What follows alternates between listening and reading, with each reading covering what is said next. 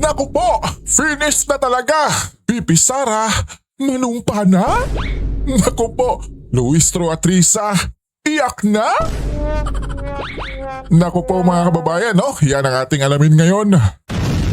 Base sa Constitution at sa ating rules no ng both houses, only the Senate can subpoena the tax records, hindi ang House Committee on Justice. Sa tingin ko, walang nexus na na-establish or link ang prosecution para ipasubpoena itong tax records ng mag-asawang Duterte. Very defective yung articles of impeachment na final ng House, with all due respect. Masyadong blatant and brazen itong House panel. They do not really know what they are doing eh. Medyo kulang sila sa eksperyensya pag inadapt ng depensa ang exhibits ng prosecution. Ibig sabihin, there's really a very big problem ang prosecution. Depektibo ang mga ebidensya at ginagamit o pwedeng gamitin laban sa kanila yun. And that severely weakens case like in this particular proceeding. So, halos lahat ng ebidensya na minamarkahan nila or ni-request nila ay inadapt ng depensa. So, ibig sabihin, their case is really very weak. Di po ba mga kababayan? Very, very weak. Ang ginawa nilang kaso laban kay Pipi Sara mga kababayan, di po ba? Pambihira talaga.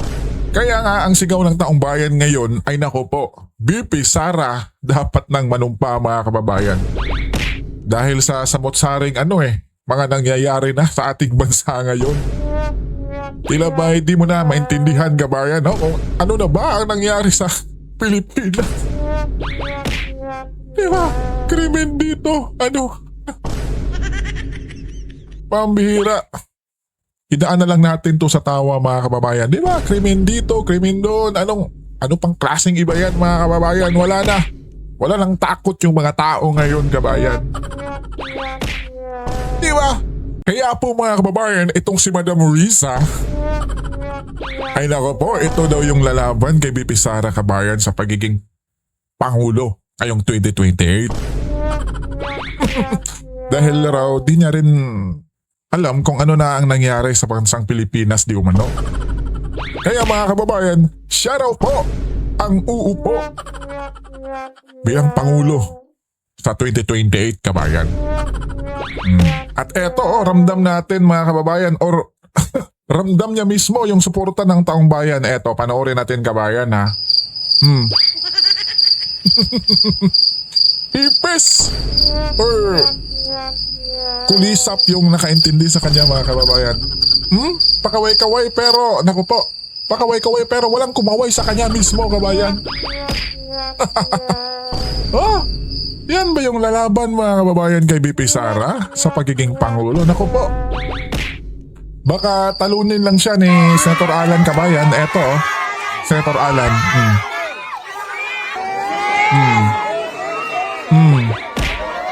Senator Alan Cayetano mga kababayan. Kita nyo? Yung entrance mga kababayan. Ang dami na agad na sumusuporta. Nagsisigawan mga kababayan. Diba? Senator Alan pa yan ha. Hindi pa yan si Pipi Sara mismo. Tapos yung si Risa mga kababayan, nangangarap na magiging Pangulo ng Pilipinas. Nako. Pambihira. Tapos ngayon mga kababayan ay tila ba diba? Dismayado siya dahil di raw sumipot. Or ano ba yon yung ipinapatawag niyang may-ari ng online games mga kababayan na yun raw yung di umano dahilan na bakit naging violente yung dalawang bata. Naku po mga kababayan, pambihira talaga no? Kulisap, sapsap, ipes yung nakaintindi sa kanya. Or sumisigaw mga kababayan. May paano-ano pa. Diba? Ramdam niyo rin ba mga kababayan? Tapos, itong si Lovely Granada mga kababayan. Nako po, tila ba'y proud na proud siya na si Risa raw yung susunod na Pangulo or magiging presidente niya.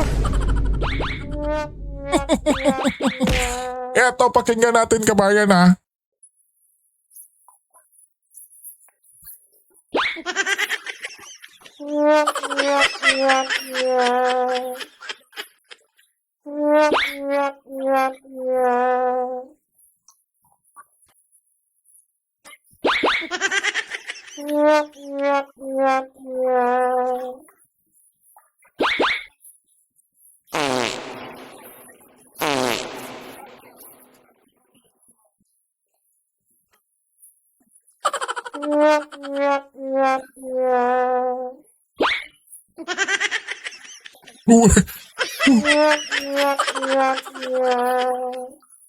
Pambihira. O ikaw nga si Lovely Granada. Oh, pasasabugin natin yung ano mo.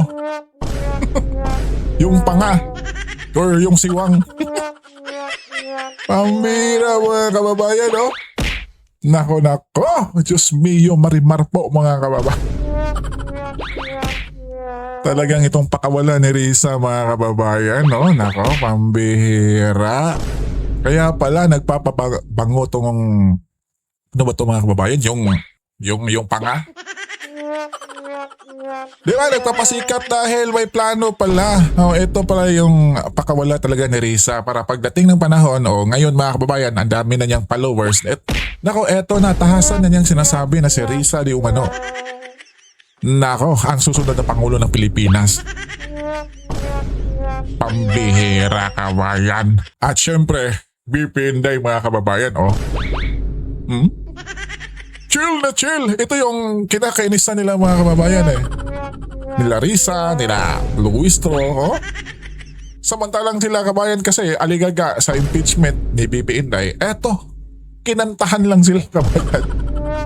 Pa-chill-chill lang talaga si BP Inday, no? Di ba? Yung the good soon to be president mga kababayan. Di ba? Yan eh, mga kababayan, hindi nagpapa-apekto sa mga kahit anong paninira. Di ba? Sa kanya. Oo. Pambihira talaga. Eto mga kababayan, di lang natin ipi-play yung basi makakapire tayo kabayan. Yun konti ha. Di ba? Chill na chill mga kababayan. BP Sara Duterte, yung tatalunin na raw po ni Risa Hontiveros. Sabi ni Lovely Granada mga kababayan. Pambihira talaga. Wala na. Finish na. Finish na talaga to mga kababayan. Akala ko ba gusto nyong madaliin ang impeachment kay BP Sara Duterte? Akala ko ba handang-handa na kayo dito po sa pagpapa-impeach kay BP Sara Duterte? At marami kayong ebidensyang ipapakita na magpapatunay na impeachable talaga si BP Sara Duterte. Correct. Ba't ganito? Nagpatulong kayo sa private prosecutor. Hindi nyo kaya ang mga abogado ni BP Sara Duterte? Talaga, Lods. Hindi kaya eh. Di ba mga kababayan? Pambihira. Di ba? Aligaga sila na ma-impeach si BP Sara. Tapos ngayon, nako po. Tapos tingnan nyo yung sinasabi ni Tulpo mga kababayan. Pag may humarang sa harang-harang sa impeachment, ayan, questionin na natin yun. Pambihira. Nakakatawa no? Nung wala pa po sa punto na tatalakayin ang impeachment kay BP Sara Duterte, panay po sila ngaw-ngaw, dapat madaliin daw po, dapat hindi daw po pigilan ang impeachment kay BP Sara Duterte dahil yan po ang sigaw ng taong bayan. Laging bukang bibig taong bayan, pero sila lang naman po talaga ang may gusto niyan. Tanungin niyo po yung mga Tama, no? Dahil talagang tayo ay iniugnay sa kanila, di ba? Na tayo raw yung gustong ma-impeach si BP Sara ng madalian, kabayan. Pero sa katotohanan, ay nako po, sila lang yan, kabayan, di ba? Wala na eh. constituent nitong mga kongresistang ito. Hindi po sila sang-ayon sa impeachment na yan, mga lord. Tapos malaman-laman natin, hindi pala kayo handa, hindi nyo pala kaya harapin ang mga abogado ni BP Sara Duterte. Nako po, pambira. Yan eh, di ba? Yan yung mga talunan, kabayan, di ba? Sa una, grabe, sigang-siga, kabayan, di po ba? Tapos yung kanilang binubuli, kung baga, ay nako po, dito lang o ano lang mga kababayan, simple lang, yumuyo ko. Pero pagdating dun sa mismong hearing mga kababayan, di ba? Nag-free trial sila. Oh, yun. Si Luistro pumalag dahil kinain na raw siya ng buhay ng mga abogado ni Bibi Sara. Tapos agad naman niyang sinagot na di raw totoo. Pero ano, ngayon mga kababayan, eto, ebidensya. Nilamon sila talaga. Nakakatawa, no? Oo. O ito, yung isang kulot, mga Lodi, pakinggan po natin, ha? Filing na po ang House Prosecution Panel ng kanilang comment na nilatag po nung June 18 na gagawin para po palamnan yung proposed stipulation of facts. To clarify, this comment seeks to expedite the process of the pre-trial conference. Ang dami nyo namang ngak-ngak dyan. Ngayon, patagal-tagal pa kayo dyan. Di umano, nag-request daw po sila na abutin daw po ng 62 days para daw po mapaghandaan itong impeachment kay Bibi Sara Duterte at hindi na daw po 62 days, Sobrang ma'am. delay na yan. Dahil ang hiling ng depensa ni Bibi Sara Duterte, yung mga abogado nito, dapat nga isang buwan lang o hindi na aabot. Pero bakit yung papaabutin ng 62 days? Yun mga kababayan. Dahil napagtanto nila mga kababayan na yung mga sinampa nilang kaso ay nako po. Diba? Ayan nga ni attorney yung nasa unang video natin mga kababayan na walang kwenta ito. Yun mga kababayan yung dahilan bakit nako po. Sila na ngayon yung gustong ipatagal pa ito. Mag-iisip kayo ng i-counter nyo dun sa mga evidence Oh, na yun. nakita nila. Mag-iisip Dahil nung ka una talaga pa yun. lang, nagulat na kayo dahil ganito pa lang katindi ang mga ebidensya nitong hawak ni BP Sara Duterte para masupalpal yung pagpapa-impeach ninyo sa kanya. Yung mga Correct. paratang ninyo, supalpal. So Correct. ito pa mga Lodi. So, since ang marami nga pong gustong mag-volunteer, overwhelming yung numbers, so more Ito yung abogadong napikon mga kababayan, di ba? Pikon na pikon to. At tila ba'y nag-ala Miriam to di ba? Astig-astigan pero hindi naman. Di ba umatras nga to mga kababayan itong sikapunan bilang abogado ni Atong Ang? Di ba? Wala confident po kayo sa conviction in terms po ng mga tutulong. We are confident Ay, wala about sila Wistro mga the kababayan. private prosecutors who are helping us, no? Kasi kilala silang magagaling na abogado. Kung tawagin natin mga abogado de Campanilla. Ano pala tawag sa inyo? Wow. Abogado di Campanilla. Abogada. Kaya nagpatulong na lang kayo sa private prosecutor dahil hindi nyo kaya. Hindi kaya ng utak mga Lodi, kaya ganito po yung ginawa nila. Sinupalpal nga po siya mga Lodi ng isa sa abogado ng defense po ni VP Sara Duterte. O pakinggan po natin ha.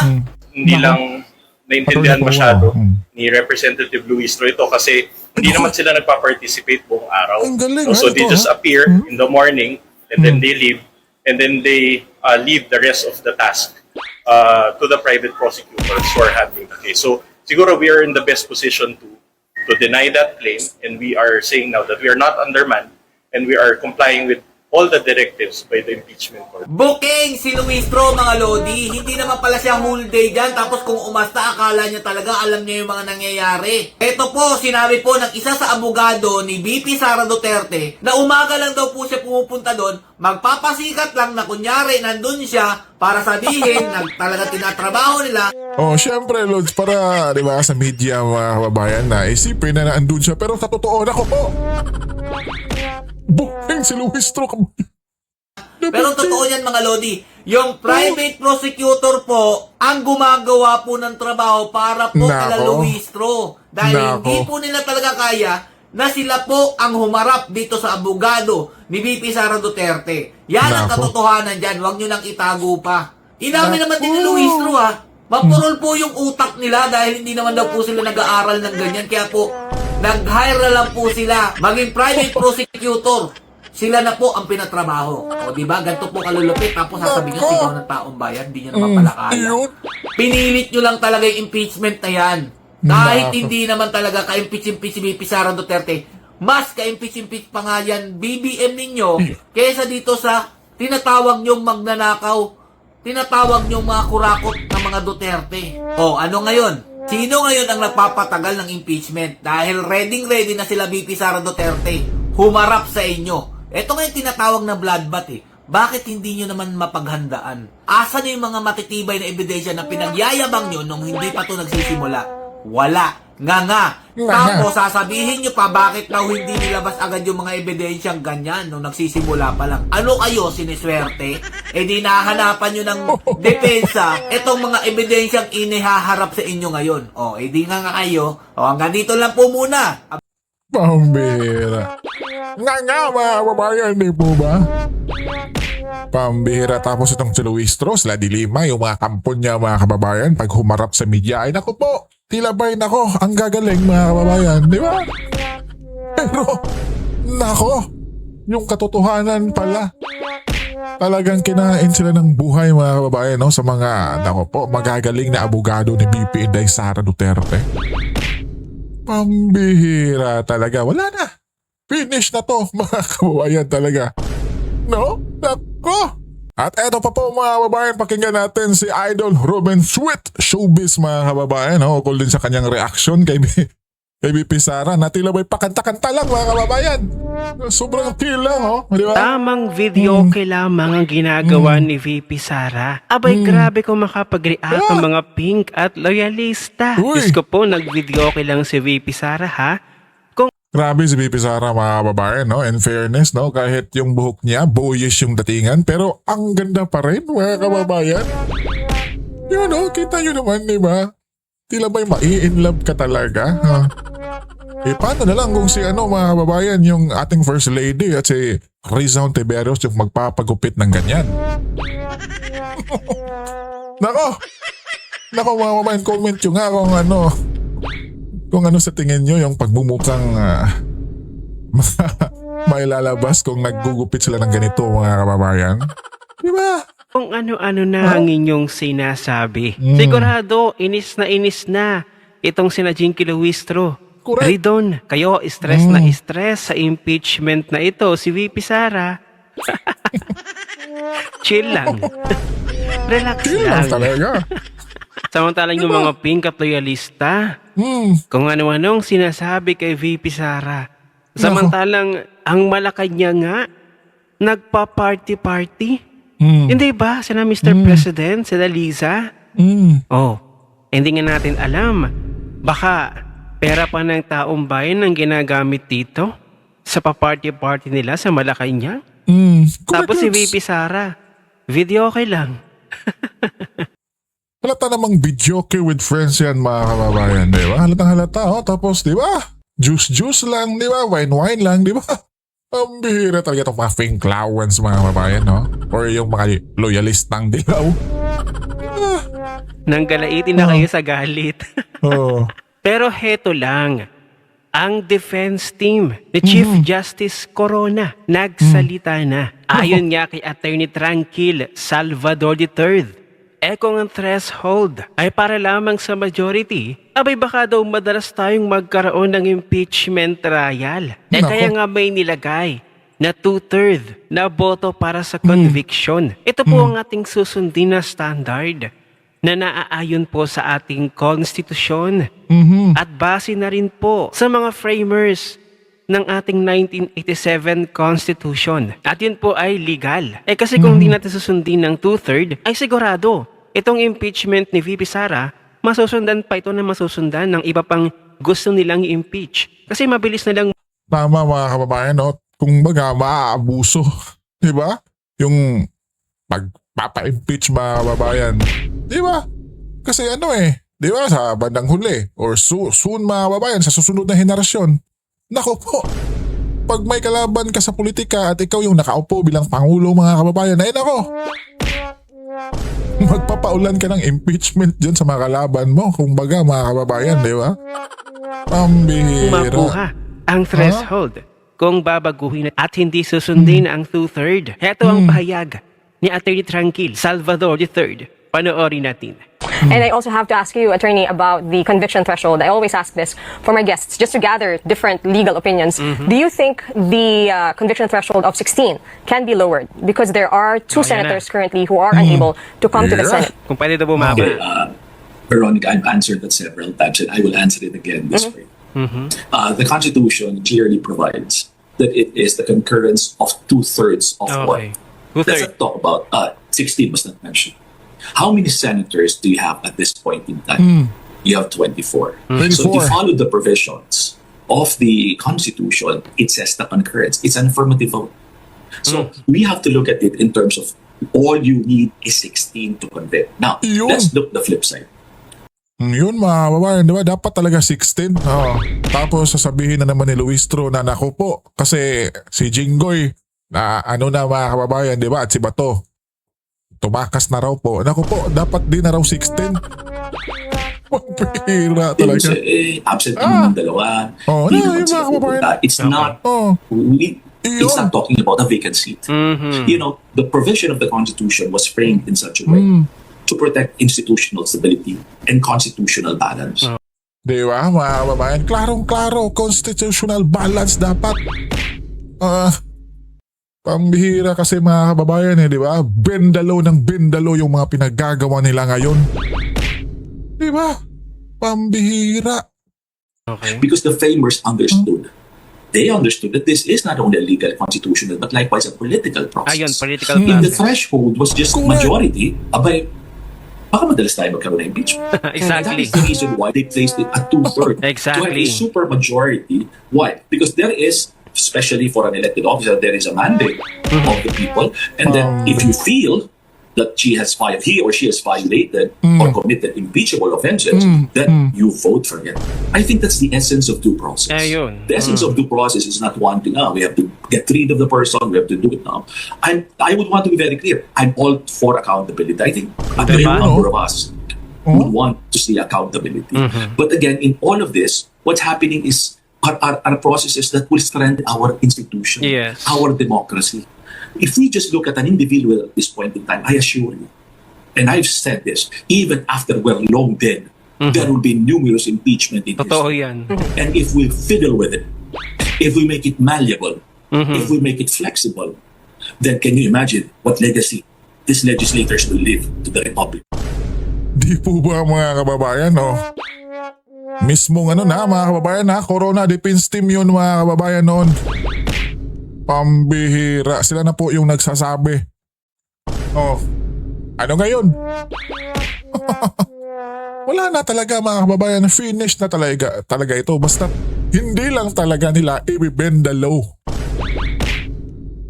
Diba? Yan lang yun mga kababayan Klarong-klaro naman diba? Ngayon ipapadelay na nila. Samantalang noon, gustong-gusto nilang ma-impeach si BP Sara mga kababayan. May pasigaw-sigaw pa sila. Tapos ngayon, nung nangyari na ang free trial, ay nako, napag-alaman nila na grabe pala ang defense team ni BP Sara mga kababayan. Diba? Kaya pala grabe yung confidence ni BP Sara mga kababayan na sinabi niyang bloodbath yung hinahanap ko. Pre-trial pa lang, wala na Iyak na agad si Luistro, yung kampo ni Luistro mga kababayan.